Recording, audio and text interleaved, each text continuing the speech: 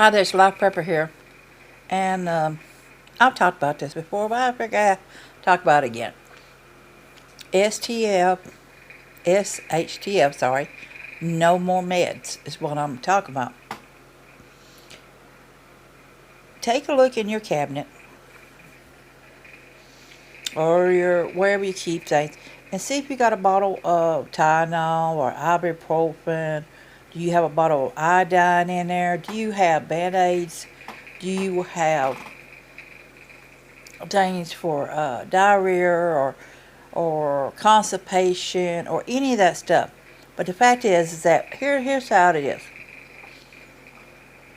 As a society develops, as we progress more into the computer age and all this other stuff, more and more people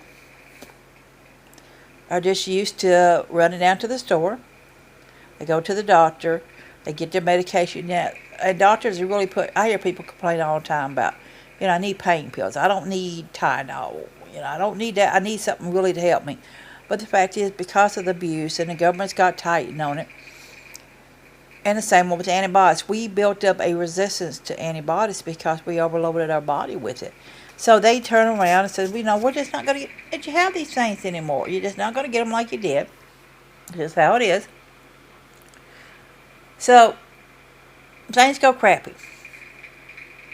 And I hope it don't. But, it does. It's happened in other countries many times over. And buying medications, simple drugs, aspirins or Tylenol, whatever, could cost you quite a bit of money to be able to purchase it. The elite will have these things because they will have the money to buy it. People who are stocked up on things will have them for a while. But then again, they still face the same possibility because you're going to have people out there raiding, stealing, and taking whatever. So, you still have a possibility of losing your supplies. But who will it really affect? Unfortunately, it's going to affect a lot of people. People who are diabetics, people who has cancer, people who has heart issues, countless things. People who have been on pain meds for years will all at once not have them because when their supply runs out, they're done for. They're going to go in their DTs. They're going to go crazy. Whatever, another thing. They will go, many of them will go to the FEMA camps and they'll receive their medication until there's a point that they cannot receive their medications anymore. We don't know. The government can put things in a lockdown. Basically, a zone where you have to go to the clinics and get treated. This is just still goes on all around the world. People hike for miles or travel from hours just to be able to get to a clinic or whatever. The fact is that many people don't think about it ever happening, but having a backup source. I'm not saying that herbs are 100% proof, 100% your answer. I'm not saying have 500 bottles of Tylenol. I'm not saying that. What I'm saying is that it doesn't hurt to research, to look at things that could aid you in helping you as a diabetic, could aid your treatment for cancer, could aid you with your heart condition and things. You really need to research on it. And you need to think more about what you're going to keep in your cabinet. Don't just go buy that one bottle of Tylenol, a little bitty tiny bottle. Look at the expiration date. It says good by that certain time. What happens is a lot of them, as they get older, it begins to break down and it's not as beneficial on it. Some are you have to watch what you get. So maybe you want to go and stock up on about 3 bottles of Tylenol and buy some large bottles and keep some smaller ones to carry around with you, whatever. Because believe it or not, that's what the doctors are giving you now. They're giving you Tylenol, telling you to go and get this stuff for a flu, for this, for that. They're not giving you the stuff anymore. So this is something to think about. What will happen? People will sell the drugs on black market. They will go in and raid whatever houses they can get into and take whatever supplies they can take. Many of the military will keep the medical supplies for themselves when it comes down to a lot of it. I'm not saying they're going to be right or they're going to be wrong, but it's a survival mode. I mean, they're going to turn around and they're going to keep as much of the supplies as possible to aid them in whatever situation is. Just, say it's a zombie apocalypse, say it's a virus outbreak, say, all the power's gone or whatever. We went back to the time before we had electricity. The fact is that there will be a limit on all this. Once it's out, once the hospital starts shutting down, once the camps start shutting down, then you have to figure out how you're going to survive, how you're going to manage, on what you can manage on. Baby aspirin a day helps with the heart issue. So maybe you want to stock up on, 3 or 4 bottles of them.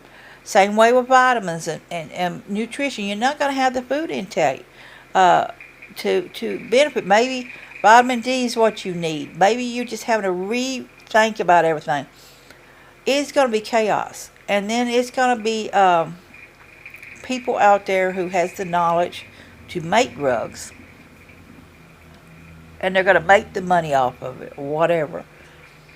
Many people will turn to the drugs to ease their pain, their suffering, to forget about what's going on around them. I mean, it goes on now. It's been going on forever, just how it is. To buy yourself maybe one pain pill, how much you would have to pay for it on the streets now. Can you imagine what you had to pay for it if Shtf happens?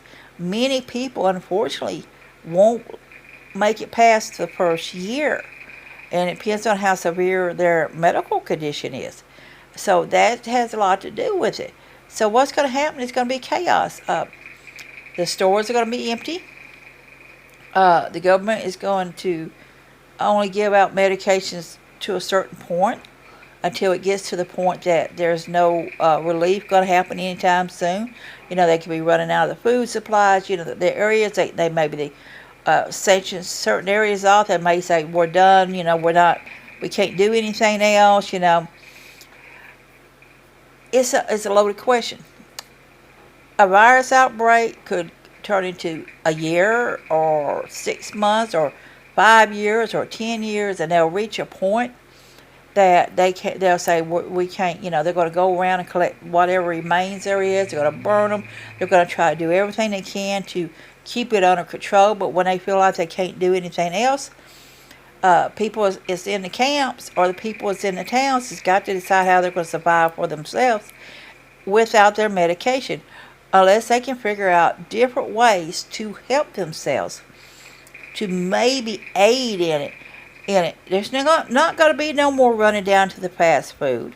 It's not going to be no more running down to the store to get water. You're going to be drinking rainwater. You're going to have to filter your rainwater out. You're going to have to learn how to survive on less. You're going to have to learn how to survive without the medications. Many people just not going to. Many people will not make it without the medications. For the fact is, many people do not even have the knowledge to look and research and find other choices to help keep them going in a situation. And that's just how it is. How many people within the first year will perish due to no longer having their medication? Countless. And I'm talking about this here. I'm not talking about just here in the U.S. I'm talking about, say, worldwide happening. I mean, people back in the day, they called it bad blood. They were sick and they just lived with it and they passed away with it. There was nothing to help them with it. They used to bleed them to drain the bad blood out. Now they can do transfusions, but if nobody's there to give you a transfusion to help aid you in this, it's just how it is.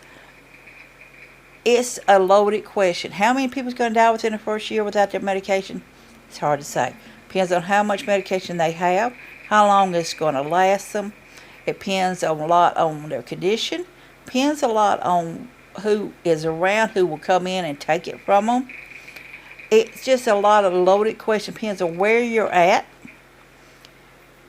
Depends on if you choose to go to a camp, or you choose to stay where you're at, or you choose to go more out in nature. It depends on your knowledge of things.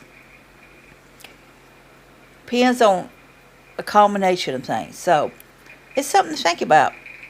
SHTF, no more meds within the first year.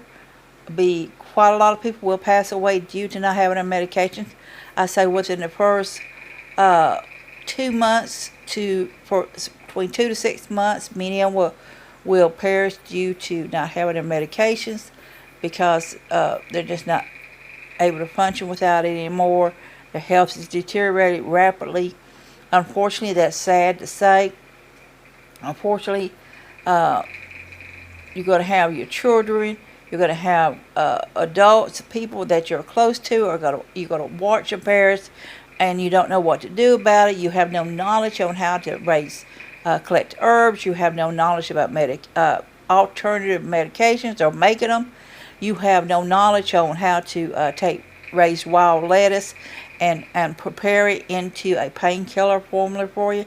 You have no knowledge on any of this, so you're just going to watch these people slowly perish. So, it's the best thing to do is think about all this and having some seeds on hand. Once I can get more on off-grid lifestyle, my goal is to raise wild lettuce and to prepare my own natural pain reliever medication for me. So it's a lot to think about. What will happen within the first 2 to 6 months? A lot of them will perish. Then after the first year, the second year, many of them will perish due to not just necessarily starvation or due to the fact that bad health or the medication not having it. It's just due to the fact that people are going to be murdering people. People are going to be stealing from them. The elements is going to take total on it. So what is going to happen without the meds? A lot of people are just not going to make it, unfortunately. And that's sad to say. Just a lot of prepper here saying be safe, be happy. Bless you all.